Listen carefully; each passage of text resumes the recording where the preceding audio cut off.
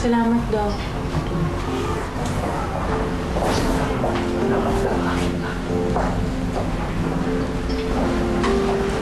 Ella. Salamat naman gising ka na. Kamusta na pakiramdam mo?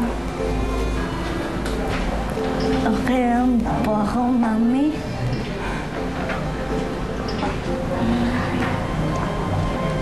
Ella? Ella, patawarin mo ako. Ang dami kong nagawang kasalanan sa'yo. Mapapatawad mo pa ba ako? Oo naman. Kapatid kita eh. Mahal na mahal kita. Mahal din kita, Ella.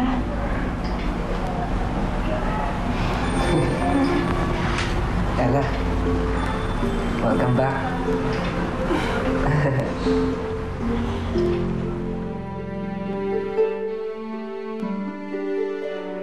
Ate Beth, halika na dito. Ano ba? Ella, saan ba tayo pupunta?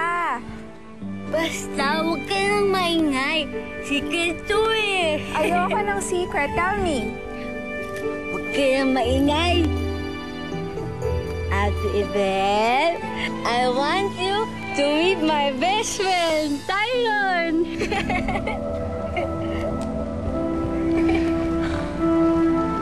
Flowers for you.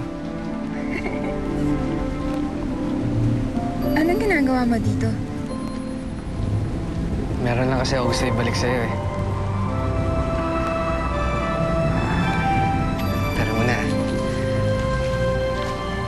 Pakihawak. Thank you.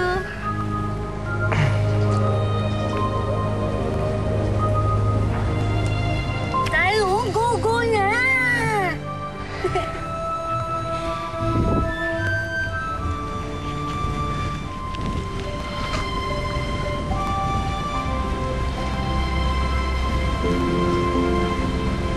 Will you marry me? Again? Ate Vic, yes na. Huwag ka nang pakipot. Yes? Again. Yay! Yay!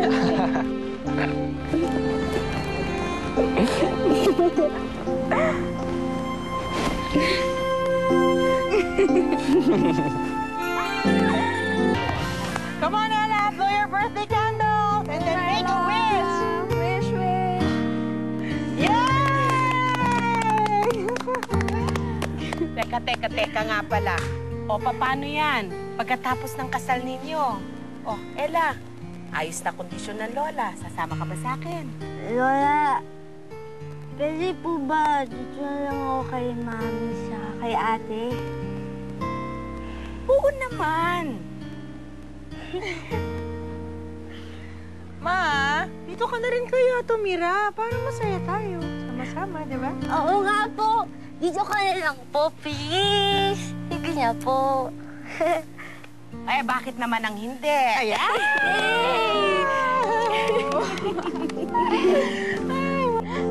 Ella, come here. Bakit po, ate? May sasabihin ako sa'yo. Ano yun? I have a gift for you. Oh? Talaga?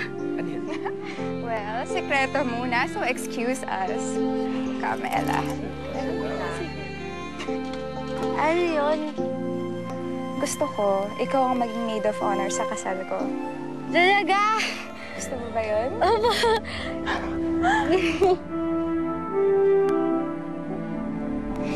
Ano isusuot ko? Ikaw talaga, ang dami mong tanong. Tara nga dito. Gusto ko yung maganda tsaka yung mahaba. Maganda at mahaba at magiging mas magandang-maganda ka pa. Tingnan mo. Ganda-ganda Pero ng kapatid ko. dapat mas maganda ka sa akin. Hindi, okay lang yun. Kahit mas maganda ka. Kasi ikaw ang pinakamamahal kong kapatid. Thank you. I love you, Ella. I love you too.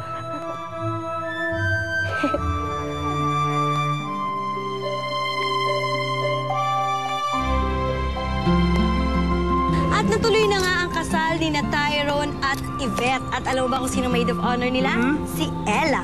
At masayang namumuhay na sa Canada si Yvette at Tyrone at si Ella naman ay sa piling ng kanyang ina at lola. Sa suporta at pumamahal ng kanyang pamilya, itong si Ella ay nakapamumuhay naman ng normal. Kailangan talagang unawain natin ang mga taong may special needs, lalo na't miyembro ito ng ating pamilya.